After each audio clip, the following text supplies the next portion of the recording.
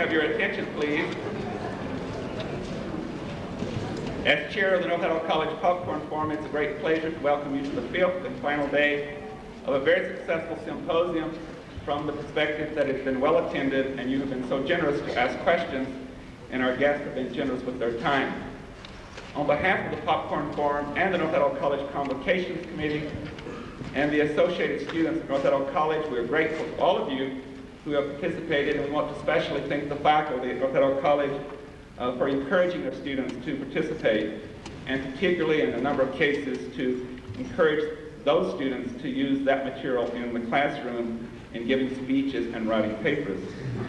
We also want to thank the media for the fine coverage that we've received during this week. Today we have a somewhat different format and a very special one.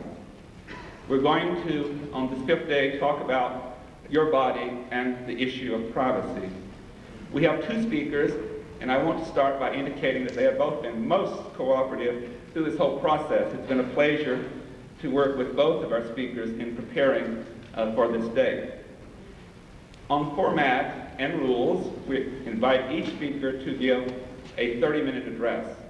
At the close of those two speeches, then we will open it for questions from the audience for approximately 30 minutes. However, we would like for you to go to the center aisle to the microphone for two reasons. You can be heard better there by the entire audience, and number two, we are videotaping this for the library, and later people want to know what you really asked and not just hear the answer. So please, for those reasons, would you cooperate? We have a timer with us today, a student of Idaho College, Kelly Lawford, who is sitting right here, and she will indicate to the speaker when their time has expired or is within 1 minute of expiring. On the questions, again, for total fairness, we are going to rotate it. Each person needs to ask a question to both our guests. They both are equally important to the format, and we will rotate so the same person does not always answer first or always answer last. We flipped a coin in the green room, as we call it, before we came out, and Mariancis won the toss, and she has chosen to go last. With those ground rules in place, it's my great pleasure to introduce our first speaker. Our speaker is Thomas Wright Lawford VIII. He holds a BS degree in communications from the University of Idaho. His political activities include chairman of the University of Idaho College Republicans in 1987 and 1988. He also is youth committeeman to the Idaho GOP Executive Committee from 1989 to the present time. And he also serves as state chair of the Idaho Young Republicans since 1988. Mr. Lawford is a member of the Idaho Right to Life and vice president of the Moscow, Idaho Right to Life. He is also the advisor to the University of Idaho Students for Life. Mr. Lawford is a regular guest lecturer for conservative and pro-life issues at both the University of Idaho and Washington State University. Thomas Lawford is a freelance photographer and currently owns a portrait studio in Moscow, Idaho. He is going to present the position for pro-life. Let's give a North Idaho College welcome to Mr. Lawford.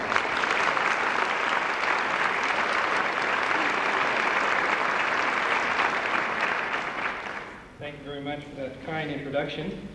Let me say that I appreciate this type of forum. As a communication major myself, I think that one of the things that has made this nation what it is the coming together with different ideas to hear each other out. So I commend you. I'm just thrilled with the number of people that are here. Although we are dealing specifically with the issue of privacy all this week and today also, this issue that we're going to deal with today is going to focus on how it relates to abortion.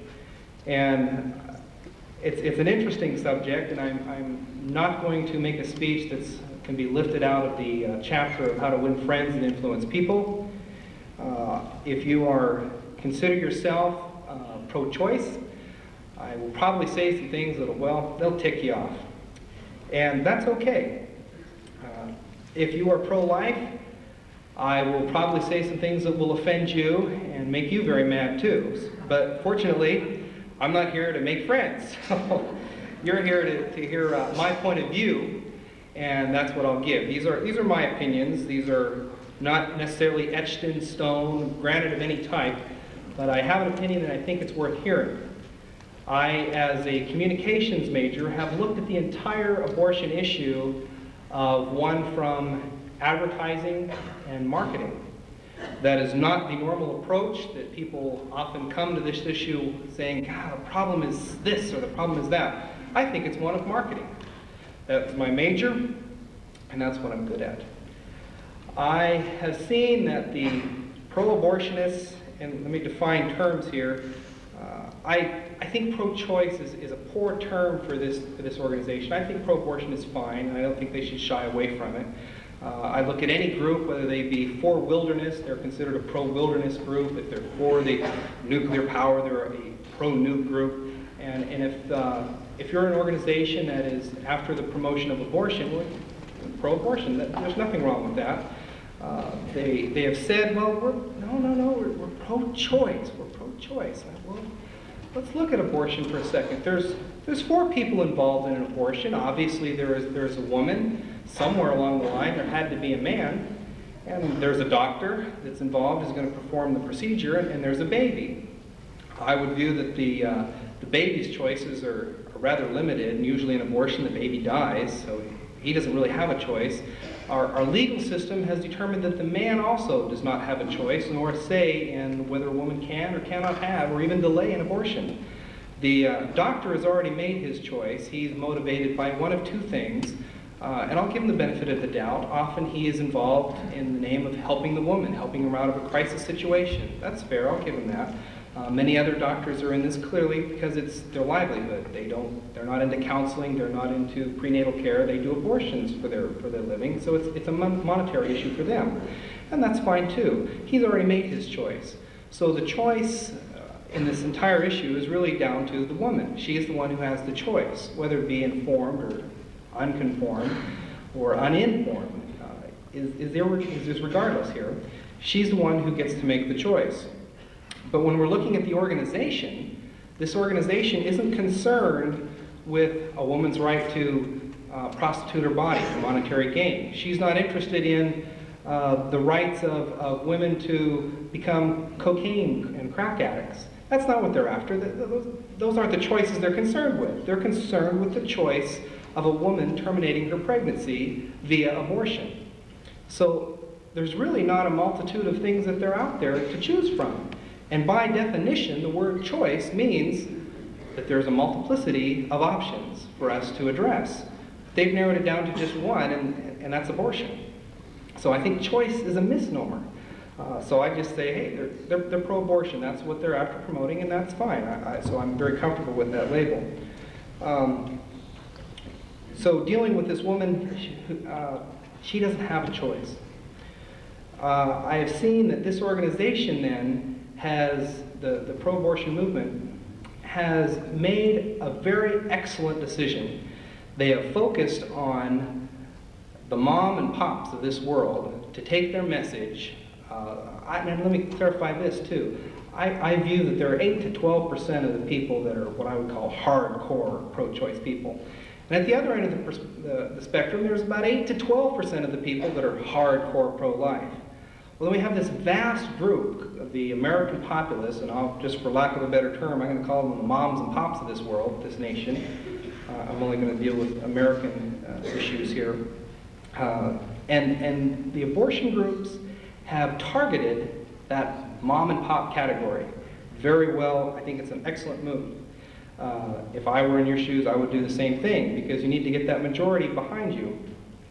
The pro-lifers, people who haven't studied marketing, have targeted their energies on the 8 to 12% of the people that are hardcore pro-choice, these abortion people. And I think that's wasted energy. That's a poor sales approach. And to try to give them literature, these people that are committed to abortion as a privacy right, gross them out by showing them, well, this is a fetus that was aborted late term, and this is the product of abortion, and look how ugly it is, and don't you realize what you're doing? I think it's kind of silly to gross someone out who for a living aborts babies. It's a wrong approach. Stop it. The effectiveness of the pro-choice movement has centered around discrediting the messengers. This is where they have a problem with me, because I don't fit the normal messenger, if you will. It's not the message that they try to discredit, it's the messenger. And I would say there are several categories for which they put pro-life people in. Again, I think this is pretty good marketing. First, you've got to divert the attention. And in any of these 10 techniques that I'll mention, there's no set order to them. Diverting attention is, let's get off the fact of, is it a human being we're dealing with? That's not the issue. It's a privacy issue, or it's an individual choice issue that we're dealing with here. Well, that's good technique. Take it one step removed, because it's tough to defend a terminating pregnancies, and I'll deal with that in a bit. The second is selling at fear, and this can come from several different avenues. Fear can be, well, look, the woman may die if she carries this pregnancy to term. Actually, that's not true anymore. Our medicine has come along far enough along now that that's not a real concern anymore, that the woman's going to die. The cesarean section has solved most of those cases where the head is just too big to fit through the cervix. If I throw you off on using any medical terms, because that's how I approach this from the medical and scientific and biological aspect, just ask in the question and answer period. Be happy to clarify them for you. If the head is too big, even during labor, this is when most women died giving childbirth before, the kid wouldn't come out. There was nothing they could do. So now they can open up the abdomen and the woman take the child out that way. So the death issue isn't paramount anymore. And so they've moved away from that, and now it's, well, the stress, the social issues behind it. It could cause a lot of turmoil in her life if she has this baby. The circumstances of the child. We're going to have to pay for this child. We're going to have to feed this child. A fear aspect. The third would be, just selling images, that this is a good and wholesome thing we need to do. We need to help these women out of these situations, these crises that they're in. The fourth would be creating confusion. I'll address that a little bit later too. Discrediting adoption. Well, there's just not enough people out there willing to adopt. Yeah, there are. There's a tremendous waiting list too. Linking adoption to abortion to other issues is also one of the distractions and techniques that the pro-abortion crowd will do. Like, it's a woman's issue. Well, the guy is involved somewhere in there. Selling Roe versus Wade as a compromise, and maybe we'll talk a little bit more about Roe versus Wade later. It was not it's credited with giving us the free license for abortion that we have, but it's really not. It was a turning point in our legal system. There were subsequent court cases that actually gave us the abortion procedures that are legal in this country today. There's also controlling the language. I addressed that a little bit earlier, pro-choice versus pro-life, anti-abortionists, that sort of thing. It's that it's a fetus, it's not a child. Actually, in the dictionary, they mean the same thing, but don't tell anybody. Selling abortion totally is a woman's issue, and then I think there's the all-time favorite, the best strategy of an abortion advocate to use to make their product look good and a pro-lifer's product hard to sell is to paint all pro-abortionists pro-lifers as fanatical religious zealots. That's another good technique. And that would fall directly under discrediting the message. And if the pro-choice crowd, the abortionists are effective in those 10 things, boy, it's an uphill battle for the pro-life people. So here's my suggestion. I think that, and I'm specifically talking to pro-life people now, I think we need to change our approach. For too long, this battle has been fought, and I think it's a battle. Some have said this is the next civil war to come in America. Well, maybe not, I don't know. The battle has been fought along the lines of, we need to fight it in the way that we think is right. But they're not looking at a goal. And to me, why enter a war or battle if you're not going to win? And I don't think it's just the method that you use that's important. To me, I think, well, if it's important enough to fight, my golly, it's important enough to win. I think that One of the things that we need to do is not make people conform to our little ideas or cookie cutter ideas of what a pro-lifer is, meaning this white evangelical, the WASP, if you will, the Protestant person who is willing to protest with picket signs. I think that's a wrong idea. I get a newsletter that I really enjoy called Feminists for Life. And these people don't fit the typical mold of a pro-life person. They are active feminists, and they think that abortion is one of the most tragic things that's ever happened to the woman. They see it as an assault on the female, and one of the quotes that's out of there is, they believe abortion is the greatest gift ever given to the horny teenage male.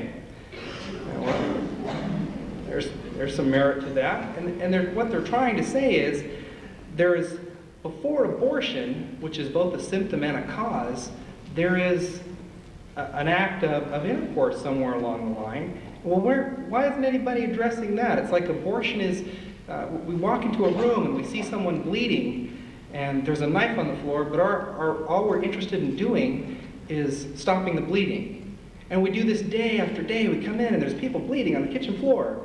Well, for Pete's sake, somebody pick up the knife and put it away. We're not dealing with the cause of the problem. But I think abortion is unique in that aspect because it is both a symptom and a cause. It is a cause in the sense that it's a breakdown in our images of the value of human life. It's a starting point for the breakdown of the value of human life.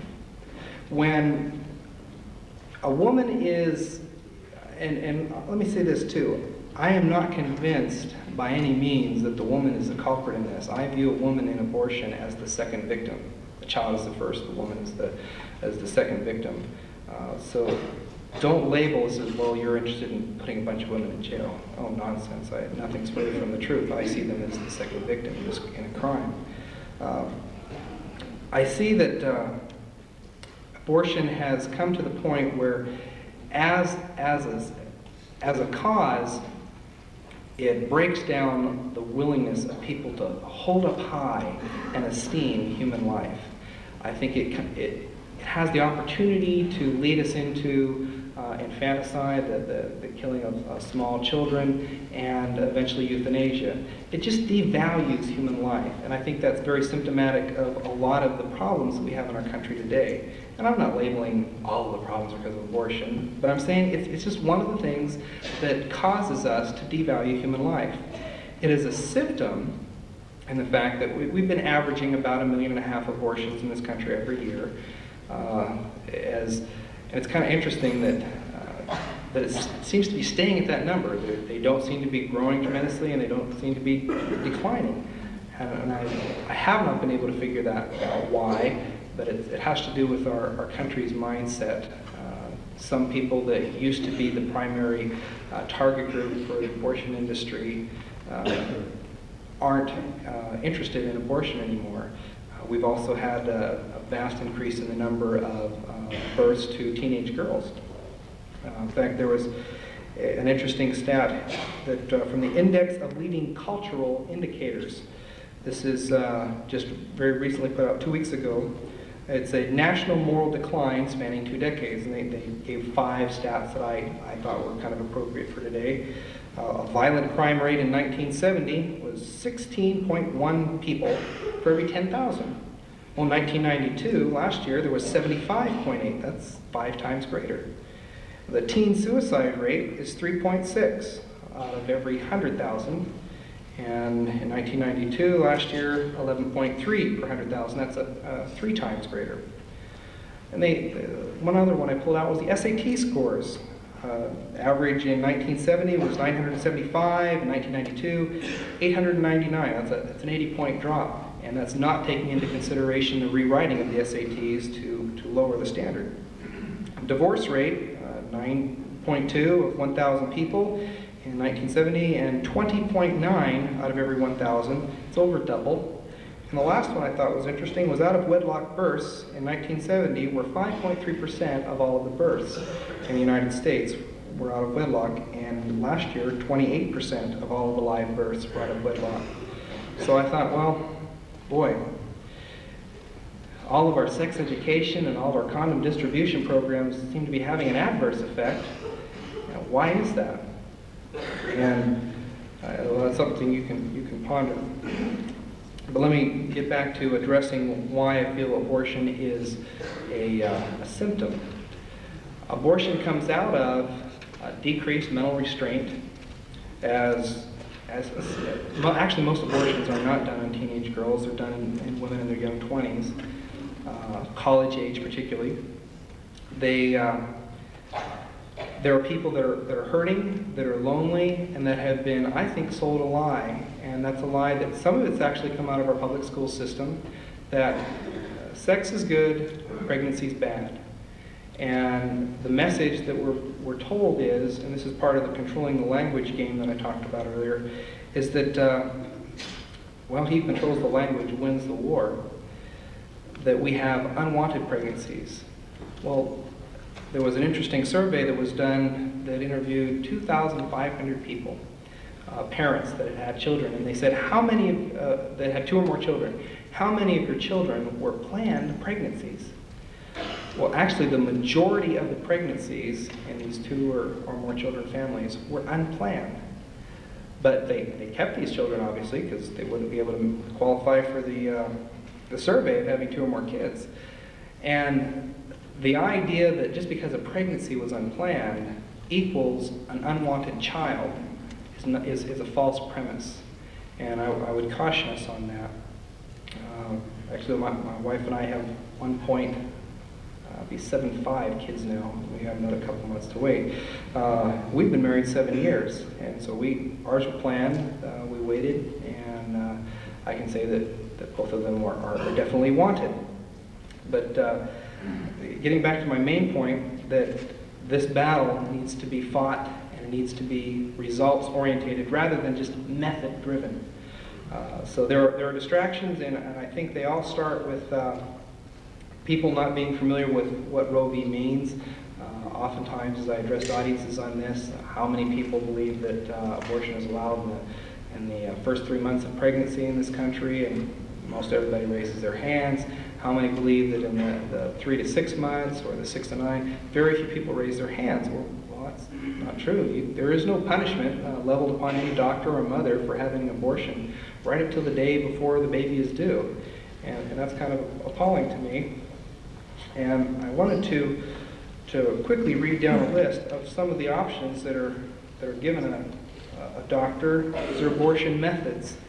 And I think that one of the things that, again, speaking to pro-life people, realize that when you give out graphic, photographic material to shock people and wake them up into what this national tragedy is, it oftentimes has an adverse effect, because I can tell in this audience, there are quite a few people who either are pregnant or have had abortions in the past or contemplating one now.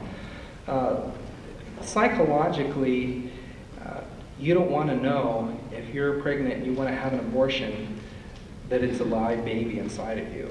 And oftentimes these graphic images will snap you, and you'll just block it out. You'll just shut it out. You don't want to hear it anymore. And so I sometimes think pro-life people need to be careful on how they approach who and with what intent. And so I'm going to read some graphic things. I don't think it'll be too offended. This is obviously a fairly mature audience. I'm going to talk about a couple different methods, and this relates directly back to rights and privacy rights, because what we're fighting this battle on now is, do we have a constitutionally protected right to do these procedures? And is this something that we definitely want to see as a protected individual right? The most common abortion is called a suction abortion. It actually counts for about 75% of all of the abortions done in the United States. It is done almost exclusively in the first trimester, the first 3 months of the pregnancy.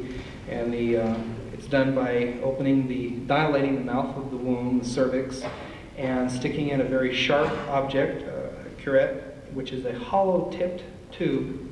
and they scrape the womb and they suck out the child, all the little parts. And that's the most common procedure. It's very highly recommended by those in the pro-abortion crowd because babies don't survive from this, and there are definite ramifications. If you're doing an abortion and you wind up with a live baby, then what do? All the rules change. So this is a highly recommended method. The second is dilation, or DNC, as it's commonly called. And like the above, they scrape the uterus, except with this, there's no suction. It's done a little later in pregnancy. You just scrape the walls of the womb and collect all the parts. The dilation and excavation, evacuation, sometimes called D&E, it's commonly done with women that are pregnant 3 to 4 months. And this requires that the abortionist dismember the baby with forceps. They dilate slightly the womb and reach in with forceps and dismember the body. This is a very hard one for many nurses because the accompanying nurse or the doctor, their job in this procedure is to reassemble the baby to make sure all of the parts and the placenta have come out.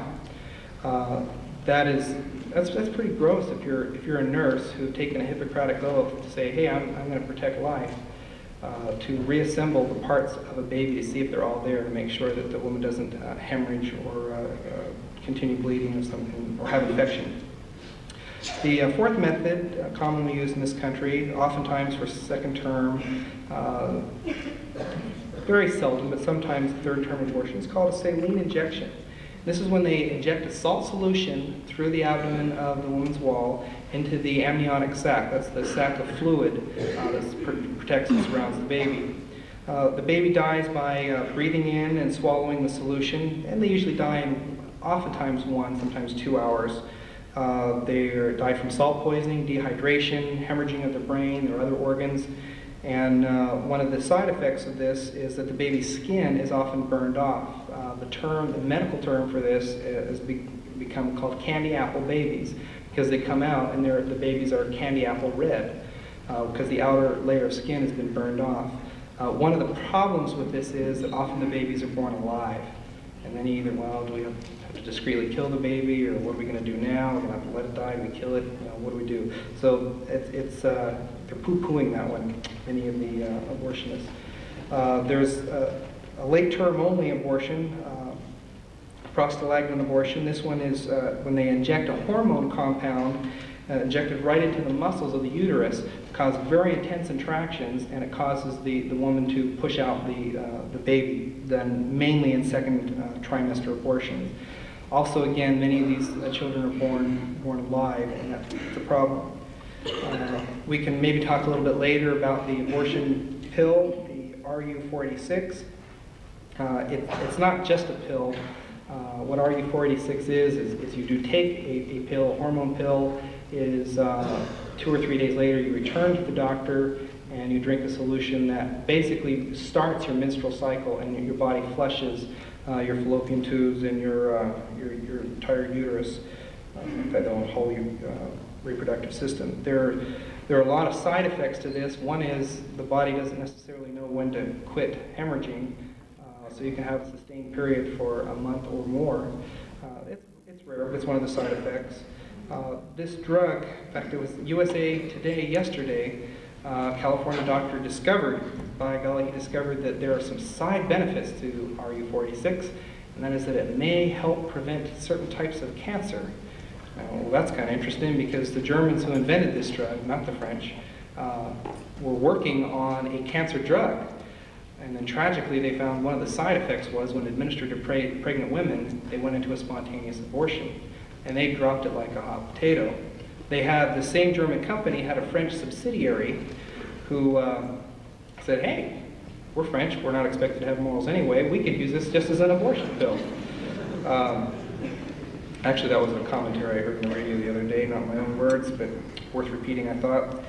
They marketed this as an abortion pill quite effectively, despite the German recommendations that, well, now we're having problems with the second generation. It seems that the women who were administered this drug initially for cancer reasons, who did later give birth, now their children are continually having spontaneous miscarriages.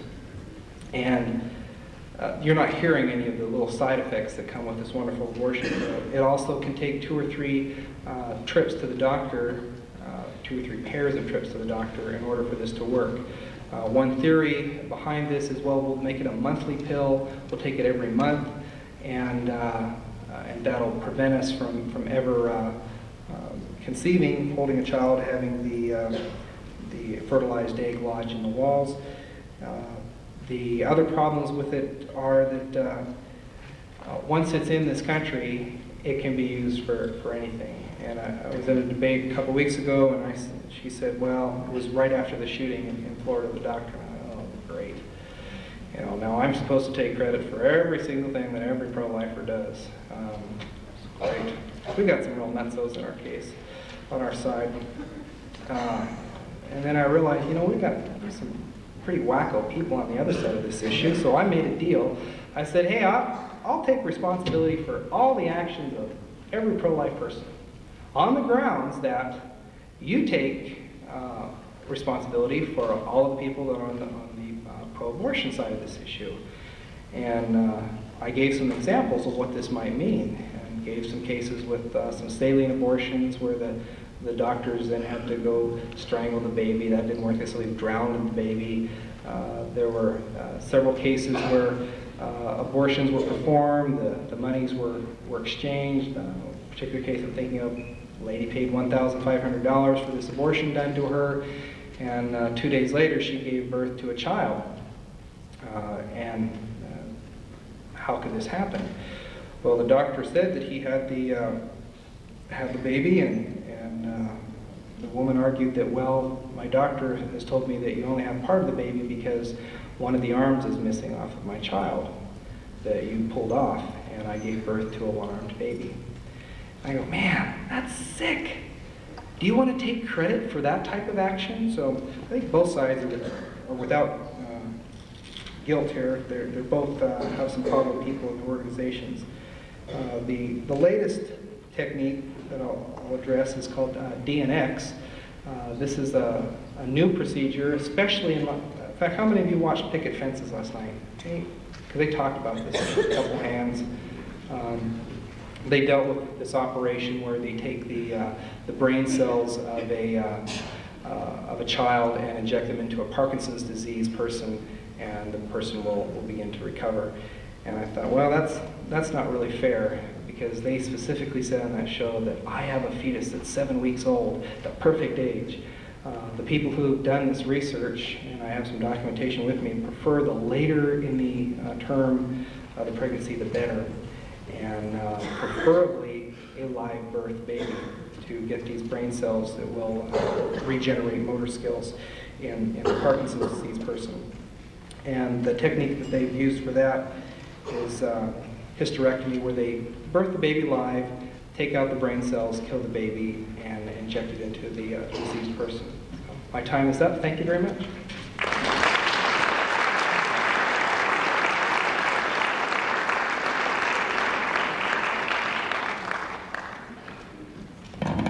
Our second speaker today is Mary Dent Crisp, who is the chair and national spokesperson of the National Republican Coalition for Choice. Ms. Crisp's advisory board includes current and former United States congresspersons and senators, governors, and other state and local officials, as well as former First Lady Betty Ford and former Republican presidential nominee Barry Goldwater. Ms. Crisp was elected Republican National Committee woman from Arizona in 1972 and re-elected to that post in 1976.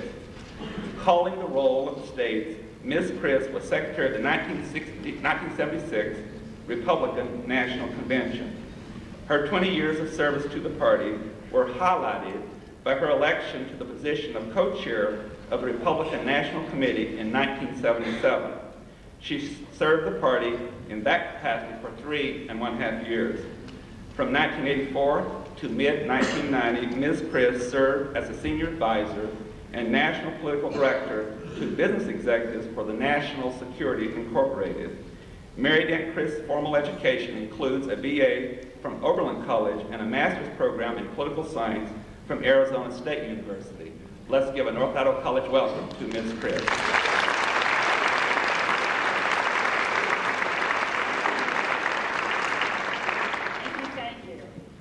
I must say I'm truly honored, and I feel it is a great privilege to be participating in this popcorn forum on the critical issue of the right to privacy. But above that and beyond, it's awfully nice to be here in your beautiful state and in Coeur d'Alene after coming out from Washington where the sirens blare daily.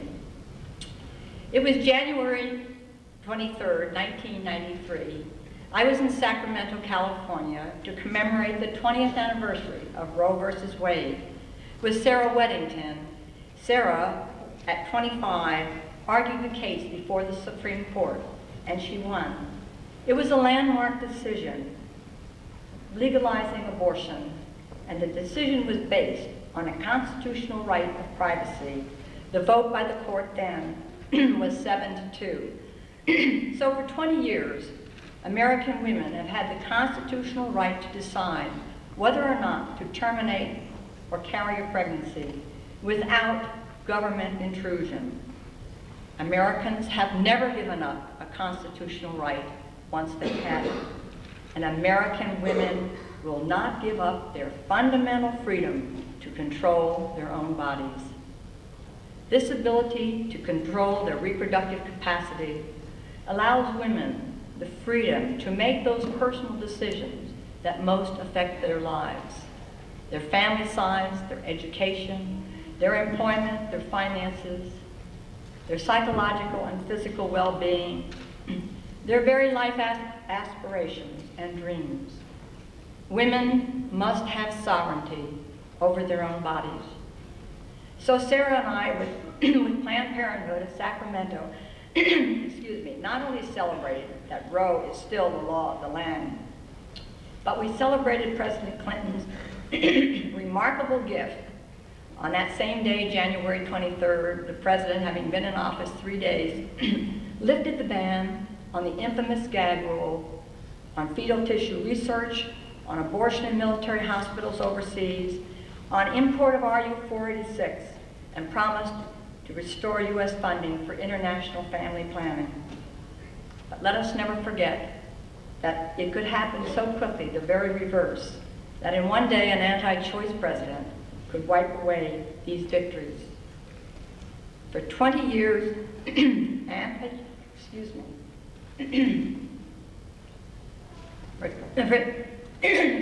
for 20 years, the anti-choice forces have done everything in their power to overturn Roe.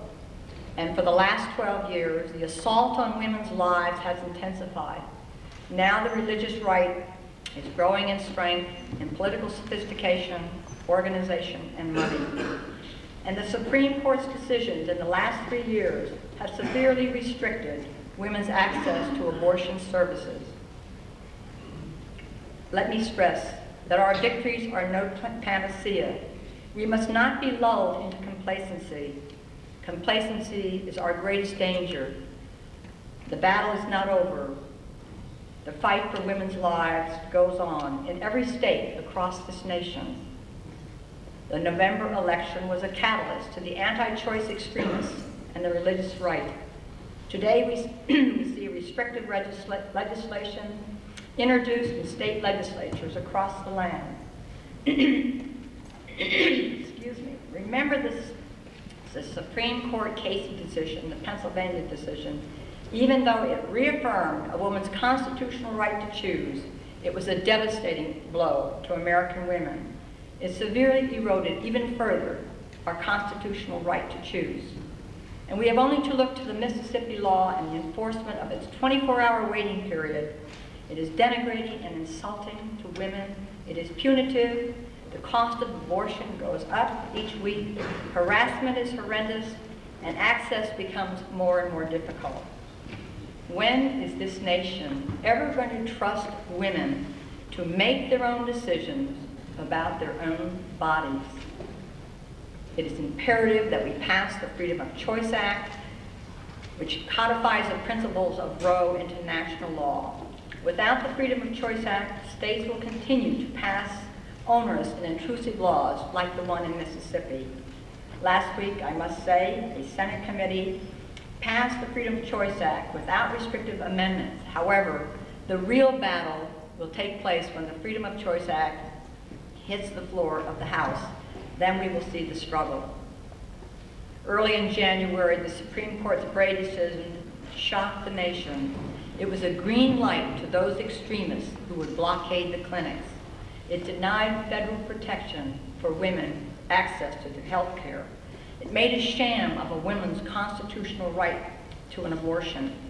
What good is a right if it cannot be exercised? The goal now of the anti-choice movement is to leave women with the right to abortion, but no access to that right.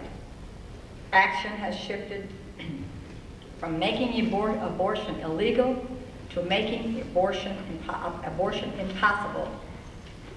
The escalation of violence and clinic harassment, chemical warfare, bombings, arson, death threats, hate campaigns, the horrifying murder of Dr. David Gunn, shot in the back 3 times. This violence, these threats must stop. The right to access to health clinics must be protected. At the national level, to counter the Bray decision and protect women entering clinics, a clinic defense bill has been introduced. It is entitled the Freedom of Access to Clinic Entrances, known as FACE. This measure makes it a federal crime to block clinics and impose a sentence of up to 3 years in prison for repeat offenders. An effort is being made to extend the protection of this bill to include doctors and clinic personnel. A clinic access bill did pass last week in the House Judiciary Subcommittee. And it's also encouraging to note that in state legislatures after state legislature, access bills are being introduced. Another positive and important event took place last week. The gag rule is dead. The House voted approval of a broad family planning bill which lists the ban on abortion counseling at family planning clinics that receive federal funding. And Justice White's retirement at the end of this term from the Supreme Court reminds us once again how important a pro-choice president is. And it is encouraging to know that RU 486 will now be tested in the United States. And the New York Times made this editorial comment about RU 486, and I quote, "The fact that it can be administered in a physician's office and not in a clinic vulnerable to blockades permits the procedure to be what it should be, a very private decision between a woman and her doctor." Then, just yesterday, the Clinton administration announced it will ask Congress to renew funding for the International Family Planning Programs and also for the United Nations Fund for Population Control. These organizations had been denied funding under Reagan-Bush administrations because they provide abortion counseling. The administration also has asked Congress to repeal the 16-year-old Hyde Amendment, which bans federal funding for abortion under Medicaid. This action will make sure that poor women have access to choice as rich women do. Certainly, these positive actions move the abortion issue front and center. The debate now enters a new era. The pro-choice community, pro-choice voters across this country must act now and express their support for these legislative measures to their representatives, senators, and state reps. It is obvious we must continue to elect more pro-choice governors, state legislators, and members of Congress.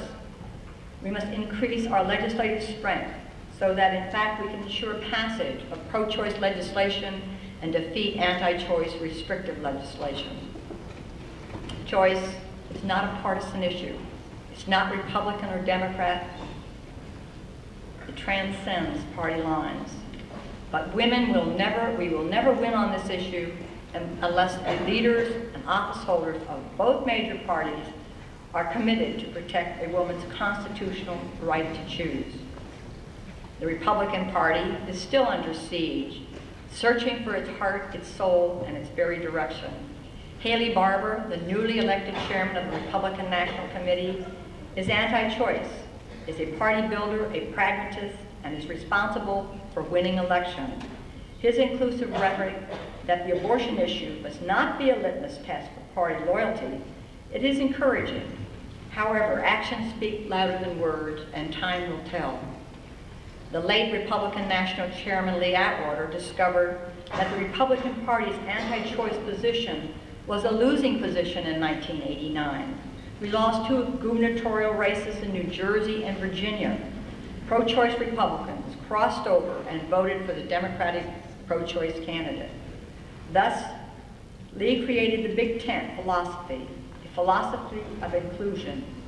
He understood very clearly the simple truth: if you don't win, you don't govern.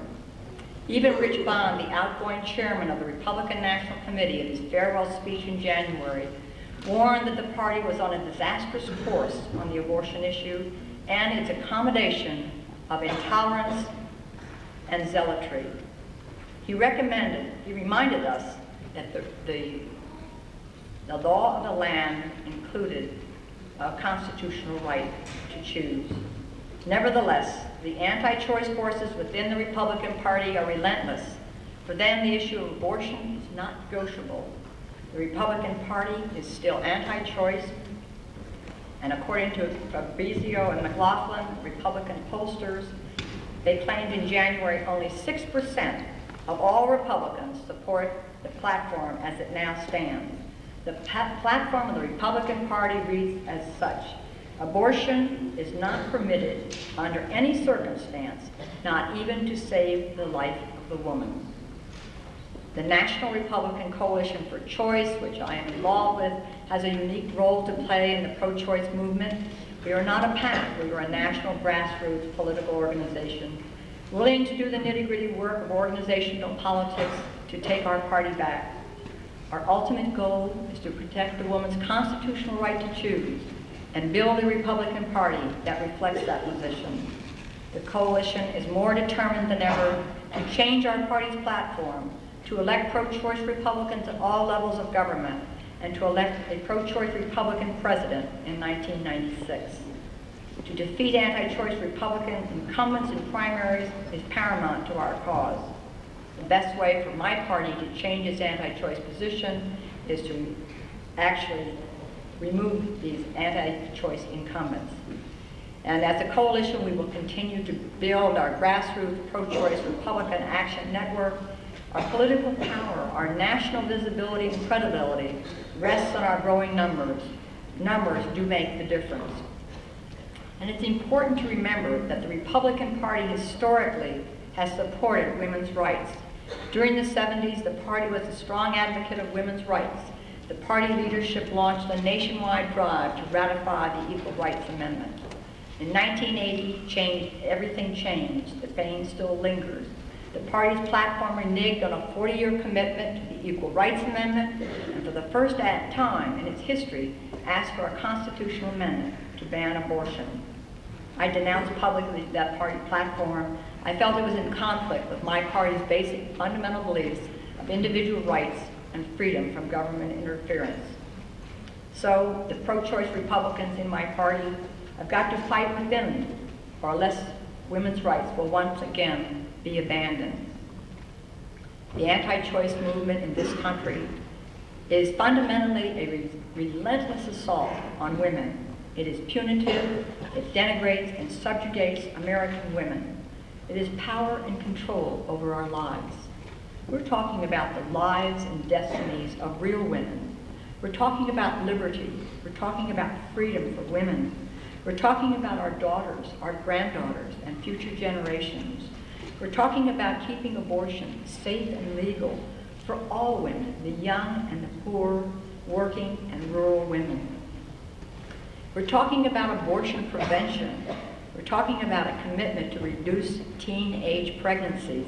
We're talking about better contraceptives, and better sex education to prevent unintended pregnancies. We're talking about families, the well-being of mothers and children.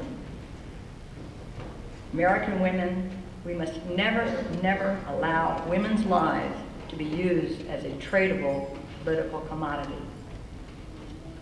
Choice is the very heart of democracy, and without choice, there is really no human dignity. Anti-choice is anti-Republican, and it is anti-American. And anti-choice is bad politics. It's losing politics. The November 3rd election proved just that. The Republican Party went down in a resounding defeat. Women in general, and Republican women in particular, younger voters and independents, deserted the party in ruinous numbers. So make no mistake about it, the abortion issue had a major impact on the outcome of the election. Linda Duvall, the Republican pollster, had this to say: in 1988, President Bush received 50% of the vote, of the women's vote, excuse me. And in 1992, Bush received 37% of the women's vote, a loss of 13%. And in 1988, 91% of all GOP women supported the president, and in 1992, 74% of all Republican women supported the president, a loss of 17%. 28% of all Republican women voted against President Bush. In sum, Linda found the electorate is definitely pro-choice, both women and men and Republicans. The Republican Party, in my view, is out of step with mainstream America, and the 71% of Republicans, the 71% pro-choice Republican majority who believe in the party's traditional beliefs of individual rights and personal freedom. 80% of the public, whether they oppose or support or favor abortion, believe the government has no business in this private decision. And if my party, the GOP, is to ever fulfill its dream of majority party status, excuse me, it must be a party of choice. It must support the law of the land. Choice is the ultimate personal power for women. And Margaret Sanger, the founder of Planned Parenthood, said it so well. Women must own and control their own bodies if they are ever to call themselves free. And I'd be remiss if I didn't express to you my deep sense of urgency. I fear for my country and I fear for my party. We must understand that the resurgence of the religious right in alliance with the political right and the anti-choice movement threaten the very foundation of this republic.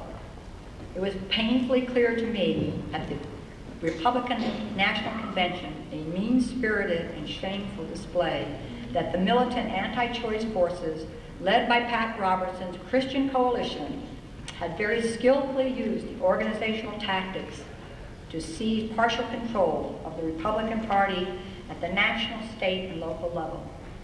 Their goal is total control of the Republican Party by 1996.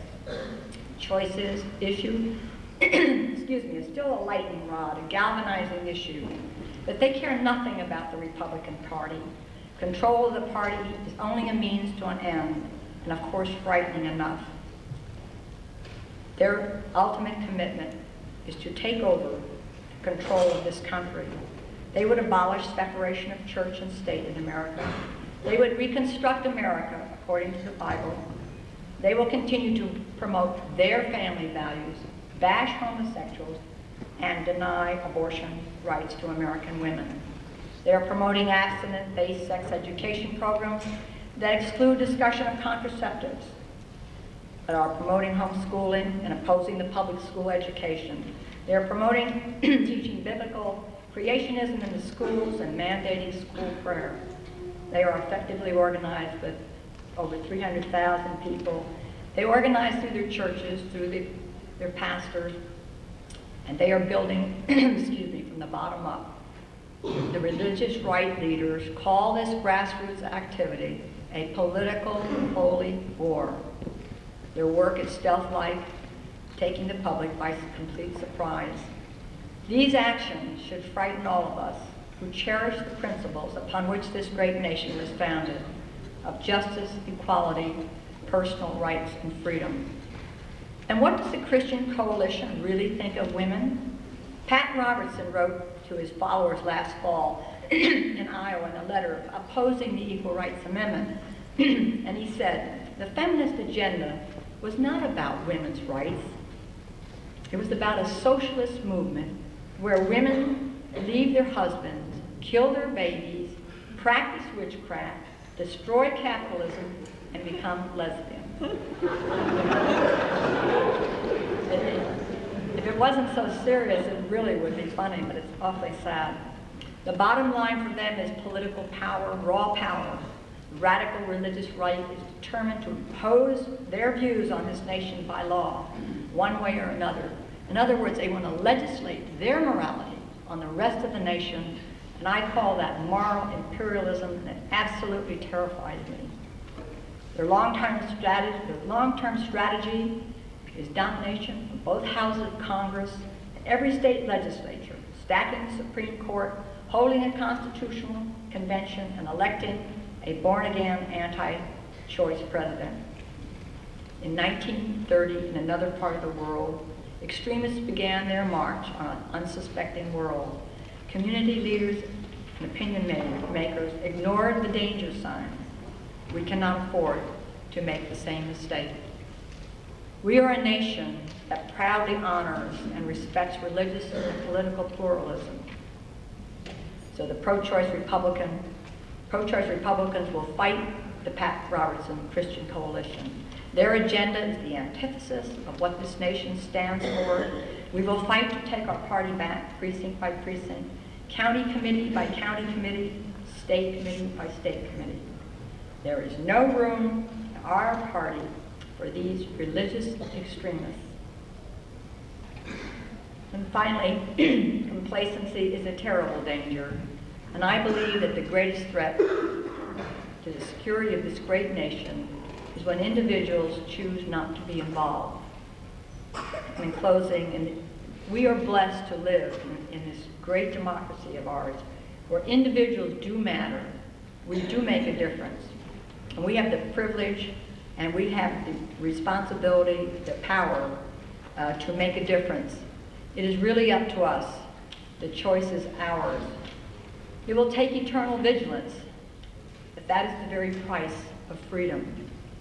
And as we leave here today, I would hope that we would carry in our hearts this thought, that choice is our most basic and precious freedom. And then remember the words of the great emancipator, President Lincoln, who said, "Those who would deny freedom to others do not deserve freedom themselves." Thank you.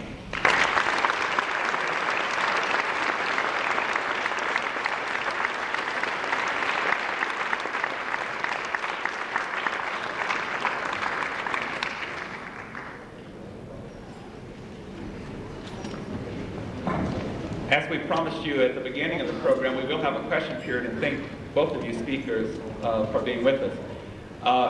As I indicated in the format, each question is for both speakers. We will make sure that both get to answer the question, and we will rotate. We will ask Mariancis to answer first on the first question, and then Thomas Lawford the second question. Anyone who has a question, if you go to the middle aisle here, and also identify yourself and then your question, please. Please go ahead. I have a question for both. Yes, I have a question for both. Okay, well, Thank you. I'd just like to know where the funding for their programs comes from. Is it the majority of it, or just even part of it? Is it private or institutional, or are there any public funds that support your programs? Ms. Chris first. Thank you. The National Republican Coalition for Choice receives its funds from major private donors from our membership around the country. We have 6,000 major donors and 11,000 at least on our mailing list. And we don't get any corporate support, and it's all really from private individuals and our own membership. Ditto. The other interesting thing about your question is that in regards to monies of the whole movement. It's not necessarily the specific, whether it be Right to Life or Republicans for Choice. Look at the abortion movement and the Right to Life movement. Every time that the abortion industry wins a convert, i.e. a girl does go through with an abortion, they get $200 to $1,500.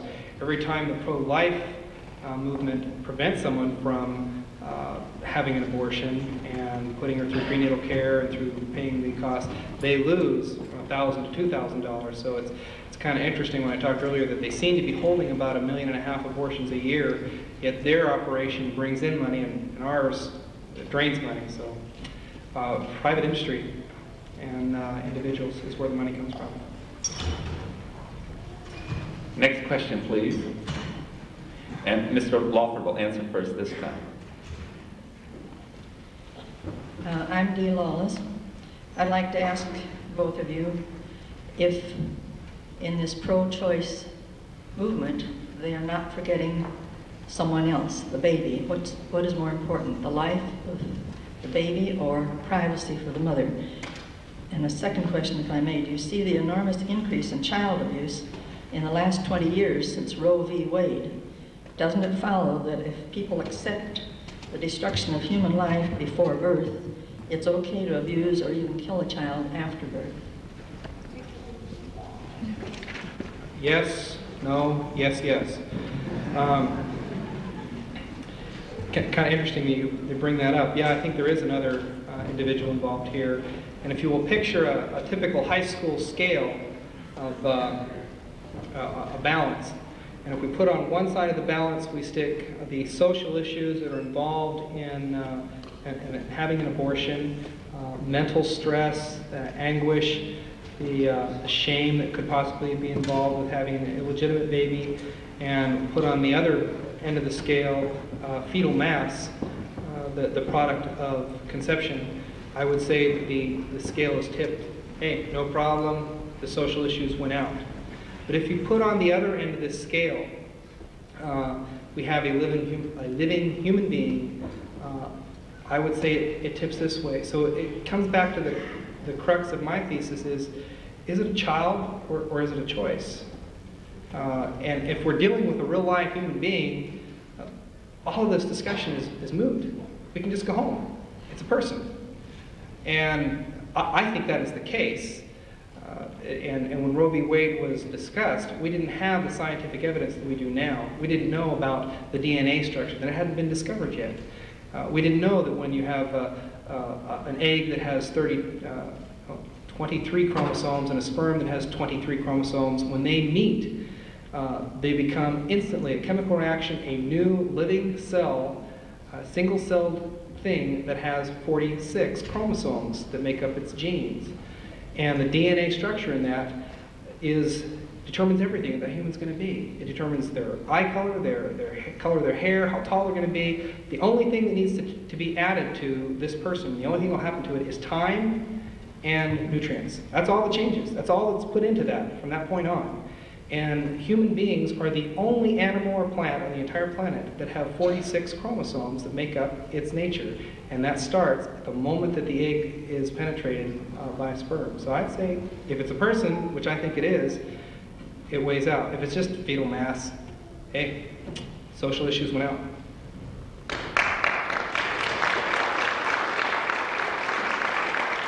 I've already forgotten the second question, but in terms of the first question, there are many of us who believe that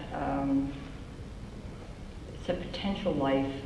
When my colleague up here is talking about babies all the time, that isn't the way I view it. I do view the cells, I do view it as potential life, but it doesn't have the importance, in my view, as the right of the woman to her right to privacy, to make these kinds of decisions on her own. That is the law of the land, and that's the way it's going to remain.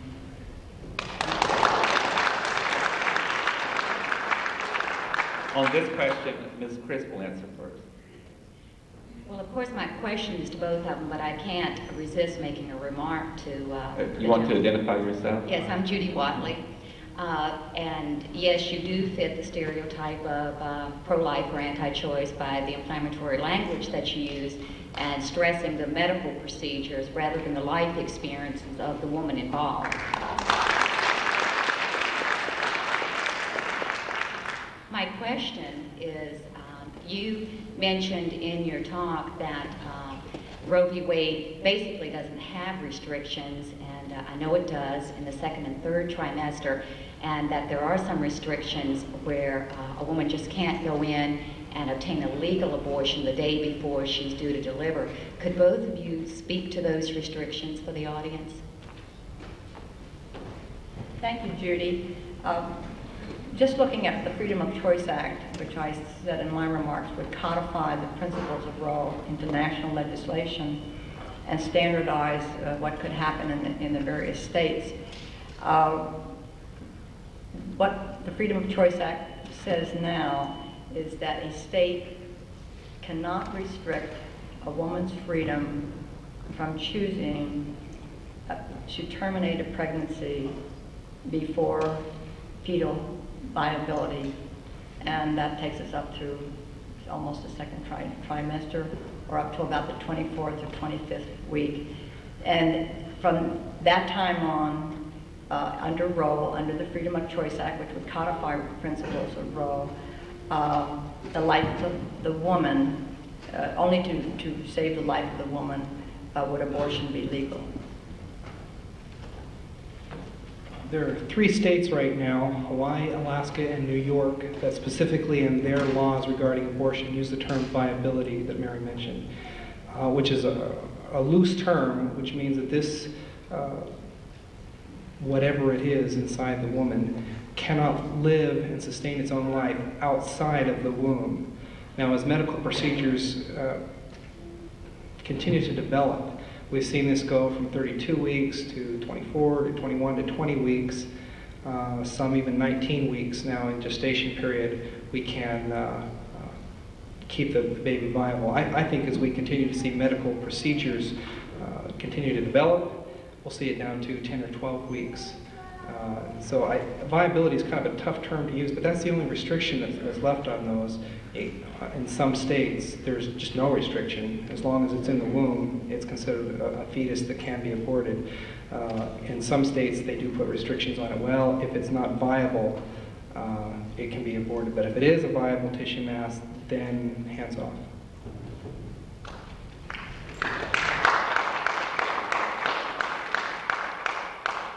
Mr. Lawford will be first this question. Do you not agree that education should be a very important ingredient in resolving this debate?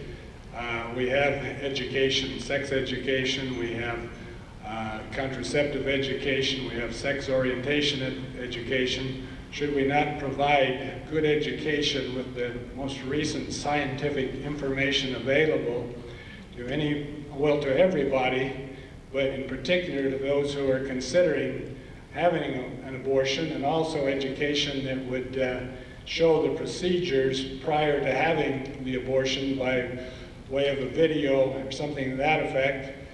And then secondly, maybe we should have a good class in education on the Constitution itself, because I read no place in the Constitution where it says a woman has a right to an abortion. That's a very distorted interpretation, and I think we need to teach the Constitution in our institutions. Thank you very much. Would you identify yourself, please? My name's Ron Dieselmeyer. Thank you, Ron. I'm going to address the constitutionality question first. You're right. The right to choice is nowhere in the United States Constitution. It is derived from the 14th Amendment under the act of no illegal search and seizure. From that, we have no legal search and seizure, meaning that government should not interfere into the private property of an individual. The legal term is called a penumbra, which is almost a synonym for umbrella. It's an umbrella clause. And from cannot enter the house to, well, it's a woman's body, maybe we shouldn't let the government enter into that. And from that, we would derive, well, woman has a freedom through choice. So there's 4 steps removed from what's in the 14th Amendment of there shall be no illegal search and seizure of private property. That's where that comes from. The preamble does, however, open that everyone does have a deed to right to life, liberty, and the pursuit of happiness. You don't necessarily get happiness, but you have the right to pursue it all you want. And I believe that's the way it's written and intended. I don't think we have a guarantee to happiness. The first half of your question that I'll address is, yeah, education is wonderful. Everyone's not going to be able to afford it. And I think education is the answer. But I'm dealing with a group of people that when it comes to informed consent, they're against it. When they come to a waiting period or cooling off, well, you sure you know what's going on? Take this literature home and read it. They're against that. When it's parental notification, they're against that. And I think that's contradictory to what they should be for. They should want, hey, this is a big decision. You've started a life here, and now you're willing to terminate it. Do you know what's going on? Well, they don't want them to know. They want immediate on demand, because if they know, and this is why the group, who's the protest group? I'm not a member of them. Operation Rescue has started the protest because they found, hey, if a woman's turned away, if you make her wait more than 48 hours, boy, the odds are pretty slim that she'll be back. Less than half of them come back. So that's why Operation Rescue started their push to keep people away from the abortion clinics, because, I mean, it's a short-term answer, I think. I mean, they're saying no, but they're not saying what the rest of the solutions are. And that's why the people like myself that are coming up the Republican Party are looking at, well, you can't just say no, you need to say, well, here's the other answers. You can't just take something away without giving them another answer.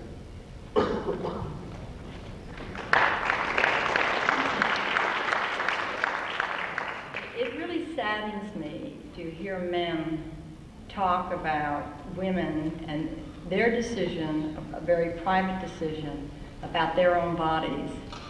And women don't take this decision lightly, and it sounds so often like the opposition thinks that women make this decision, that it's an easy thing to do, to just run in and get the abortion and go on. That isn't the case. And as someone told me, and it's not original with me, that if men got pregnant, abortion would be a sacrament. And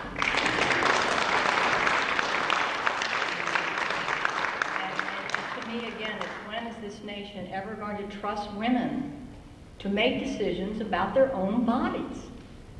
How would the men in this audience, and including Thomas here, including Tony, like the government to tell you what to do with your body? Do you ever think of it in personal terms, in real terms? And in terms of, regarding the constitutionality, or whether it was talked about the right to privacy in the Constitution, I would read just very quickly to you from Justice Blackmun of the Supreme Court when he began to write privacy on the Supreme Court's decision of Roe versus Wade. The Constitution does not explicitly mention any right of privacy.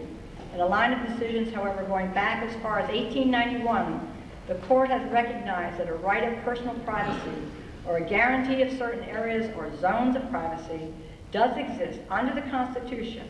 In varying contexts, the court or individual justices have indeed found at least the roots of the right in the First Amendment, in the Fourth and the Fifth Amendments, and in numbers of bills and rights in the Ninth Amendment, or in the concept of liberty guaranteed by the first section of the 14th Amendment. These decisions make it clear that only personal rights that can be deemed fundamental or implicit in the concept of ordered liberty are included in this guarantee of personal privacy. They also make it clear that the right has some extension to activities relating to marriage, procreation, contraception, family relationships, and child rearing and education.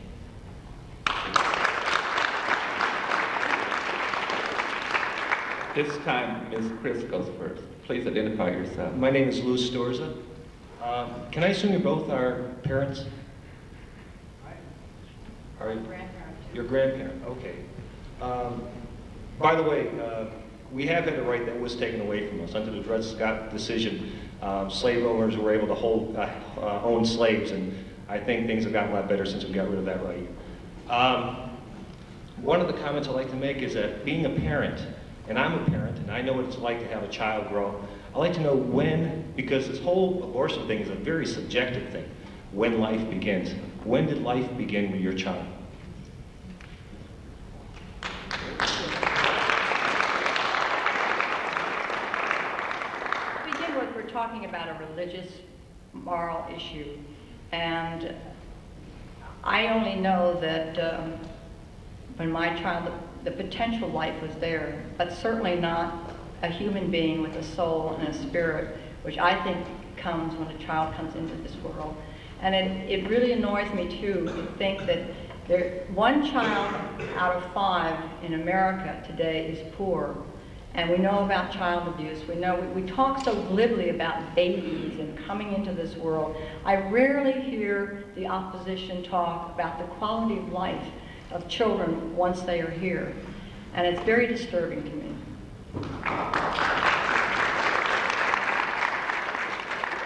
At conception, and I'd like to take this time to talk about the quality of life of children that come into this world. If we look and are willing to pass judgment on a potential life, I'll even use Mary's term, I think shame on us for us to say this person has the potential to have a low quality of life. Therefore, I will choose to terminate before they ever get the chance to experience this low quality of life. History doesn't bear that out. People who have low quality of life turn out to be achievers. They are the Abe Lincolns of this world, born into poverty, the 16th child, born in a log cabin and raised in it, drafty old thing. They're the Lee Iacocas, who was born on the wrong side of the tracks, with the parents that both of them worked and brought in $10,000 a year. Poor people are success stories. And because they've had to overcome adversity. And for us to say, gee, they're going to have a poor quality of life, it's probably not worth bringing them into. I don't think this is a religious issue at all. I think it's a biological and scientific issue. I'm not involved in this because of a religious commitment. But I do know that if Jesus Christ was alive today, he would have been aborted. An illegitimate son born in a 13-year-old girl born in poverty. So, boy, I'm not willing to say poor quality of life.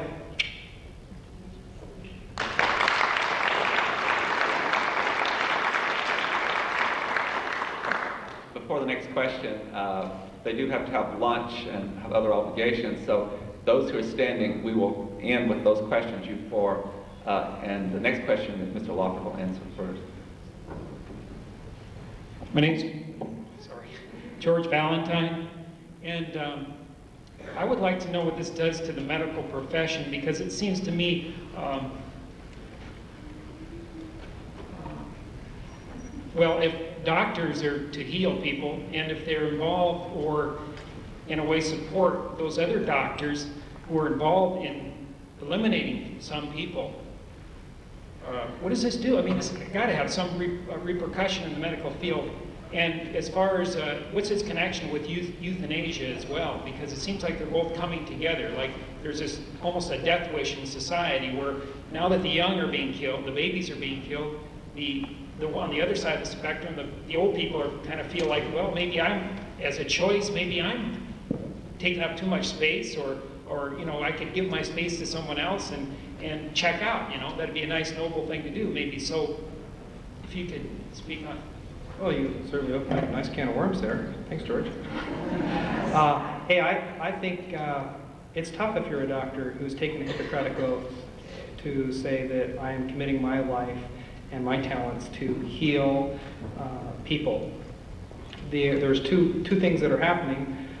One, a lot of doctors are stopping performing abortions, which is why we're moving to, people are excited about RU46 because you don't need a doctor to administrate this. You can just give it at the clinic, or any physician can give this. So that's a good reason for it, if you're aware. The other thing that's happening is doctors are having to deny the oath or deny what they learned medically. And this is kind of a sad aspect of the abortion industry too. Abortion is becoming something that has been doctors are doing.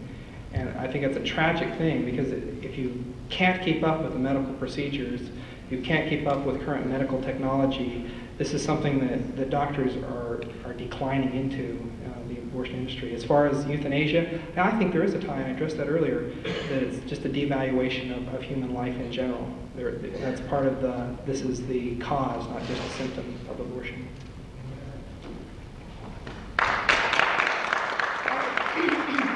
I would suspect that Dr. Gunn, who was murdered outside the clinic in Pensacola, wasn't a doctor who was a has-been.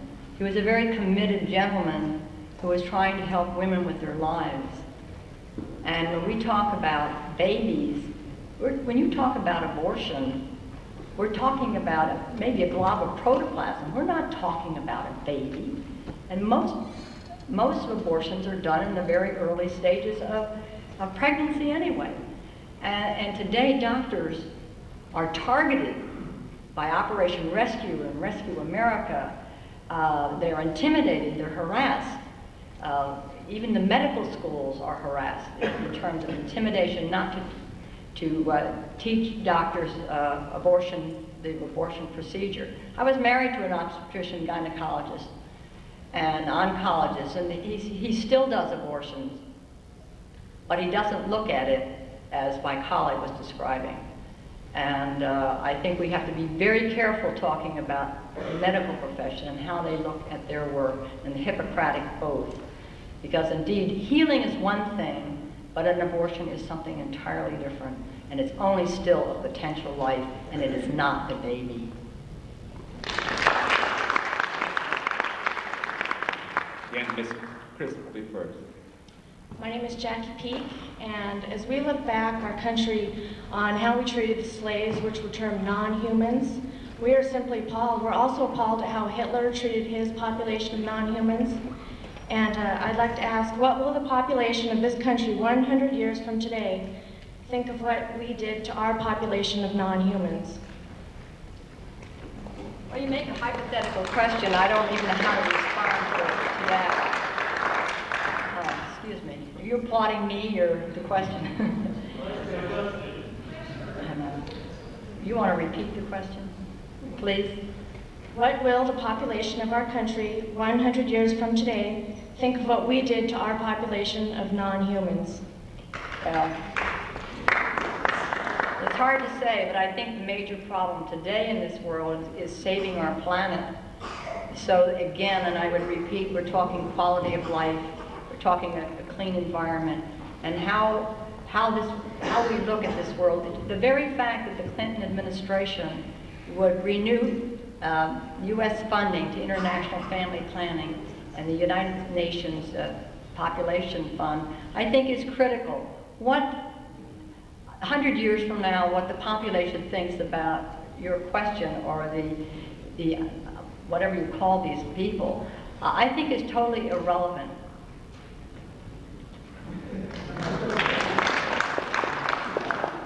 That's a good question. I hope that they will think it was tragic.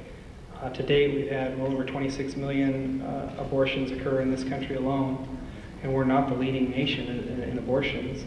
The former Soviet Union and Russia now do far more than we do. It's their normal form of contraception. Here it's where we catch the things that fall through the cracks in contraception here is we cover with abortion. I hope it's tragic. I hope that they realize that they really are babies, and they can say they're not a baby all they want, and maybe in their mind it'll work, but biology doesn't back it up, science doesn't back it up, religion doesn't even back it up. The three major faiths of this planet, whether it be Islam or Judaism or Christianity, they're pretty clear when conception starts, or when life starts at conception. So I hope that they think it's tragic when they look back.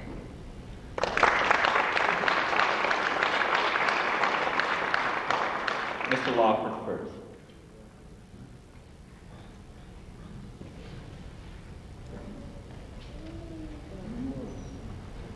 My name is Charlotte Schmitz. Recently in the papers, there's been some articles about a U of I's female student who chose to carry her child to full term. She didn't have an abortion. The baby was born in the dorm and found in a dumpster. And her legal hassles began after that. If she'd illegally aborted that baby, there would have been no legal issue. But she didn't abort the baby, she chose not to. She carried it, she delivered it. So if tissue is tissue, then what is the difference in the order of the operations? Yeah, I live about a half mile from where she did this. I thought it was very tragic. I thought it was even more tragic that none of her friends even knew she was 9 months pregnant. I mean, she is overweight, and that does kind of tend to hide it. But to me, it speaks of a person who's not involved with any intimate relationships, doesn't have close friends that she can confide in. And again, I don't think either having the baby and killing it, nor an abortion would have been the answer. This is where abortion is a symptom. It's a symptom of a tragic person who fell through the cracks. Right now in Moscow, we are working on an organization called the Nurturing Network, where people can come in total privacy and confide in us, and we will house them, feed them, work through them through the first 6 months after they have the baby. And I think that's where the pro-life movement has fallen down and needs to be picked up a little bit. We need to help these women before they get to a tragic point where they have to, or think they have to, kill their own child.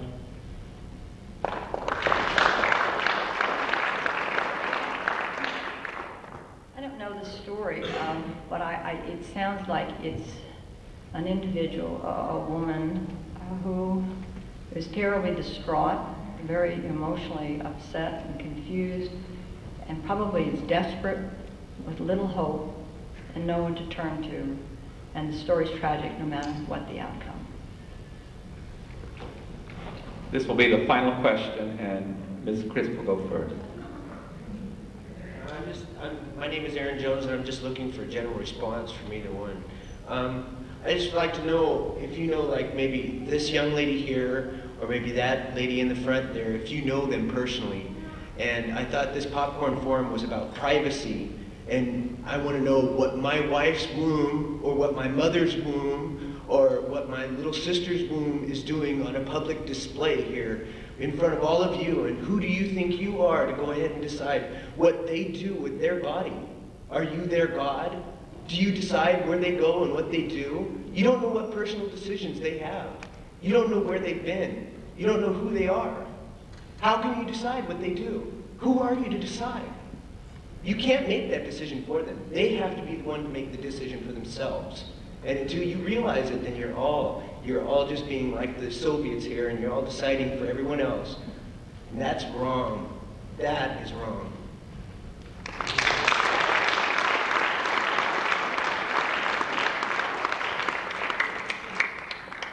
I applaud you.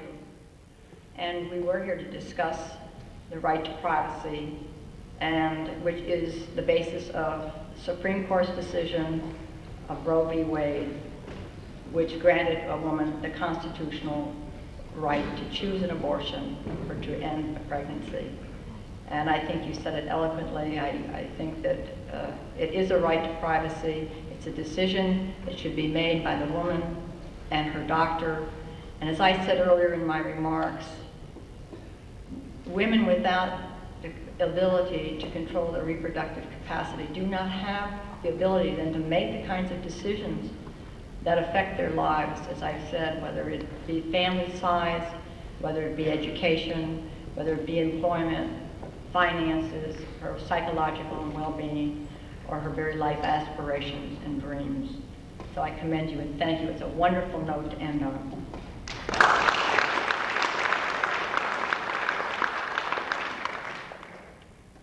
I was with my wife when we delivered our first child, and on the record, let me say, I'm not man enough to be a woman. Think about that. I wouldn't wish that on us guys. So I commend the women. I commend my wife for it. I also have enough education that I know that the fetus and child inside a woman's womb is not part of the woman's body. It is a separate human being. And I'll relay this by a story.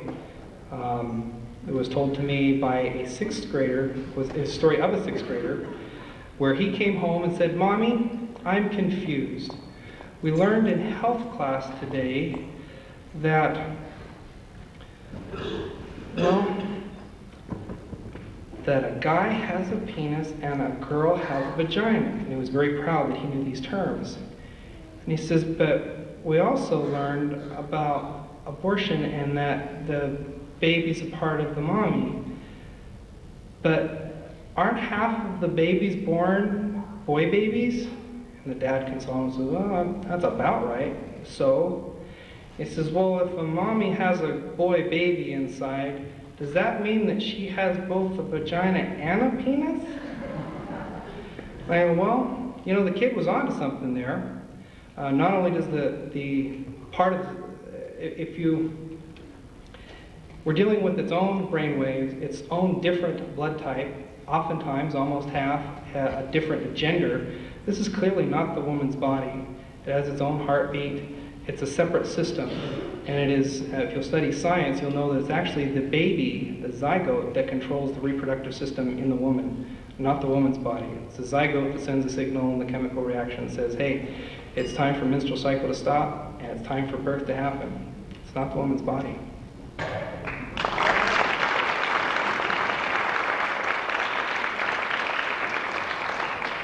Once again, please allow me to thank both of our guests. As I indicated at the beginning, they have been very generous with their time and cooperative. We appreciate your both being here.